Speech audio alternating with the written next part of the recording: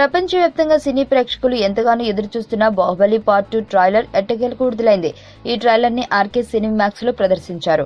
ఈ వేడుకకి రాజమౌళి, ప్రభాస్, రానా, నిర్మాతలు రాఘవేంద్రరావు హాజరయ్యారు. ఈ సందర్భంగా విలేకరులతో మాట్లాడిన రాజమౌళి, ఒక్కసారి ప్రదర్శితమైతే ముఖ్యమైన కట్టప్ప బాహుబలిని ఎందుకు చంపాడు అనే కథ తెలిసిపోతుంది కదా, అప్పుడు సినిమాకి నష్టం వాటిదా అనే ప్రశ్న రాగానే రాజమౌళి సమాధానం చెప్పి తన ఆలోచన విధానం చెప్పాడు. ఫస్ట్ హాఫ్ చూస్తే సెకండ్ హాఫ్ ఏంటో తెలిసిపోతుంది. కొంతమంది అయితే సినిమా మొదలైన కొద్దిసేపటి తర్వాత మొత్తం ఏం జరుగుతుందో చెప్పేస్తారు. కానీ ఆ అసలైన పాయింట్ ఏంటంటే తెలిసిన దాన్ని కూడా ఎంత అందంగా చెప్పాం అనేది ముఖ్యం.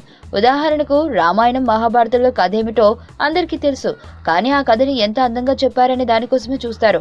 అలాగే ఇప్పటిదాకా సాలు కథను చాలా మంది గెస్ చేయడానికి ట్రై చేశారు. అన్లాక్ చాలా వరకు వైరల్ అయ్యారు, కొందరు మాత్రం దరిదాపుల్లోకి వచ్చారు అంటూ చెప్పారు రాజమౌళి.